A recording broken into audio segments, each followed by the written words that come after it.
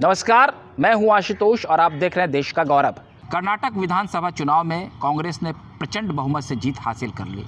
जैसा कि हमने पूर्व में भी देखा है कि कांग्रेस ने कई राज्यों में बेहतर प्रदर्शन किया, लेकिन बाद में उसे वहां की आपसी खींचतान के बाद सत्ता गंवानी पड़ी और बीजेपी वहां सरकार बनाने में कामयाब रही। कर्नाटक में भी कुछ ऐसा ही होता दिख रहा है। पार्टी के दो वरीय नेता सिद्धारमैया और DK शिवकुमार, जो कांग्रेस के कर्नाटक प्रदेश अध्यक्ष हैं, इन दोनों के बीच खींचतान जारी है। बहरहाल इस खींचतान का राज्य की राजनीति पर क्या असर पड़ेगा, ये तो आने वाले वक्त में ही पता चलेगा। जो कैसे लग रही हैं, हम आपको बता दें कि सिद्धारमैया के मुख्यमंत्री बनने की संभावनाएं प्रबल हैं। उसकी घोषणा शीघ्र होने वाली है। वहीं DK शिवकुमार ने भी पार्टी आलाकमान के सामने कुछ शर्तें रखी हैं। तो वहीं इस पूरे मामले में ट्विस्ट तब आ जाता है जब वक्फ बोर्ड के अध्यक्ष सार्वजनिक तौर पर यह मांग कर देते हैं कि राज्य में मुस्लिम समुदाय का एक डिप्टी CM होना चाहिए और 5 प्रमुख मंत्रालय भी उन्हें मिलना चाहिए। वहीं DK शिवकुमार की मांग फिर थोड़ी नीची होती दिख जाती है।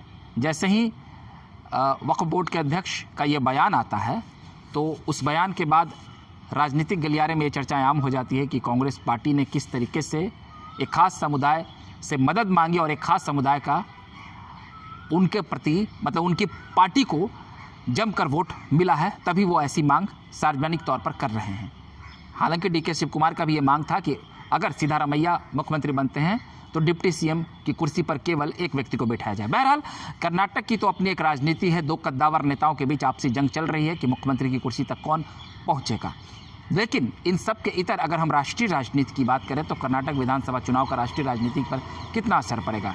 हालांकि हमें ये नहीं भूलना चाहिए कि हाल के दिनों में जो पूर्वोत्तर के राज्यों में जिस प्रकार से चुनाव हुए थे, वहाँ कांग्रेस का प्रदर्शन काफ़ी लचर रहा था। और वो चुनाव तब हुए थे जब कांग्रेस के पूर्व सांसद राहुल गांधी अपनी भारत जोड़ो यात्रा के बाद आए थे। तो ये भी हम नहीं कह सकते हैं कि भारत जोड़ो यात्रा से कांग्रेस पार्टी को या राहुल गांधी को बहुत फ़ायदा हुआ है।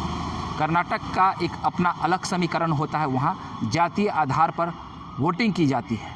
लिंगायत समुदाय काफ़ी समय से अपने कांग्रेस से दूरी बनाए रखी हुई थी। हालांकि उस लिंगायत समुदाय का प्यार अब कांग्रेस पार्टी को मिलता दिख रहा है। वहीं वहाँ अलग अलग बोकालिंगा से लेकर अलग अलग कई समुदाय हैं जिनकी अपनी एक अलग राजनीतिक ज़मीन है। तो आप कह सकते हैं कि कर्नाटक में भी जातीय आधार पर वोटिंग होती है। विकास को थोड़ा पीछे रखा जाता है। बहरहाल इन सब के बीच अगर हम विपक्षी एकता की बात करें तो जैसे ही कर्नाटक विधानसभा चुनाव के परिणाम आए हैं, ऐसा लग रहा है कि कांग्रेस को एक नई संजीवनी मिल गई है। और जिस प्रकार से देश की अन्य राज्यों की 17 पार्टियों के सामने फिलहाल कांग्रेस नतमस्तक दिख रही थी, अब ऐसा लगने लगा है कि कांग्रेस अब उनके सामने सीना चौड़ा कर खड़ा रहेगी। अगर हम बात करें विपक्षी एकता के सबसे बड़े सूत्रधार बिहार के मुख्यमंत्री नीतीश कुमार की, तो नीतीश कुमार इन दिनों विपक्षी एकता को प्रबल बनाने के लिए कई राज्यों के भ्रमण पर निकले हुए थे। उन्होंने पश्चिम बंगाल की मुख्यमंत्री ममता बनर्जी से भी मुलाकात की, झारखंड के मुख्यमंत्री हेमंत सोरेन से भी मुलाकात की, महाराष्ट्र जाकर NCP प्रमुख शरद पवार और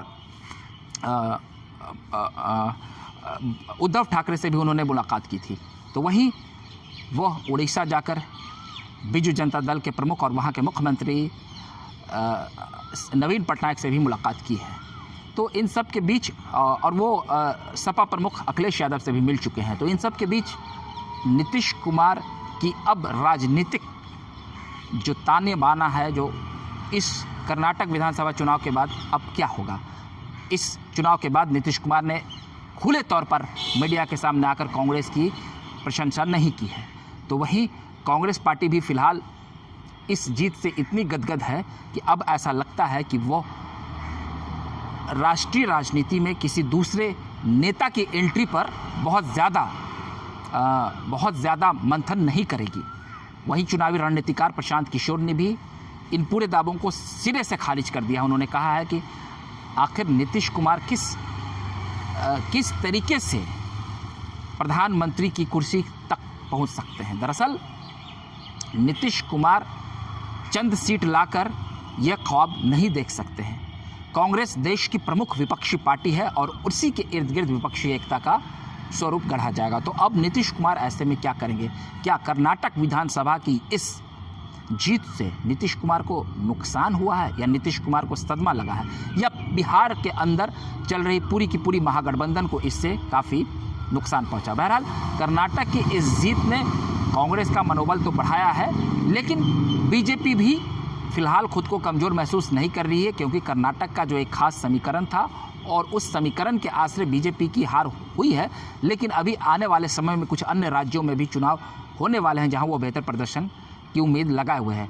वहीं उत्तर प्रदेश में जो नगर निकाय का चुनाव हुआ है वहां पर बीजेपी ने तमाम पार्टियों को क्लीन स्वीप कर दिया है। तो ऐसे में कई बड़े राज्य हैं जहां पर बीजेपी का जनाधार बरकरार है। तो आने वाले समय में एक दिलचस्प मुकाबला हो सकता है, लेकिन कांग्रेस की इस जीत से कई क्षेत्रीय पार्टियों को काफ़ी मायूसी हुई होगी, क्योंकि पश्चिम बंगाल की मुख्यमंत्री ममता बनर्जी ने भी आज एक बयान दिया है। उन्होंने कहा है कि कांग्रेस पार्टी उनके खिलाफ गोलबंदी करना बंद कर दे, तभी राष्ट्रीय फलक पर वो उनसे मदद की उम्मीद रखे। बहरहाल इन सारे समीकरण में एक बात निकलकर सामने आ रही है कि कांग्रेस की लचर प्रदर्शन से क्षेत्रीय पार्टियों के बीच भीतर उत्साह था, लेकिन कर्नाटक जीत के बाद तमाम क्षेत्रीय पार्टियां बैकफुट पर हैं और कांग्रेस अब उन्हें फिर से डिक्टेट करने की स्थिति में है। बहरहाल आपको हमारा ये वीडियो अच्छा लगा हो तो कृपया कर आप इसे लाइक, सब्सक्राइब और शेयर कर दें। अगली बार फिर नए वीडियो के साथ हाजिर रहेंगे, तब तक के लिए आप हमें इजाज़त दीजिए। बहुत बहुत धन्यवाद।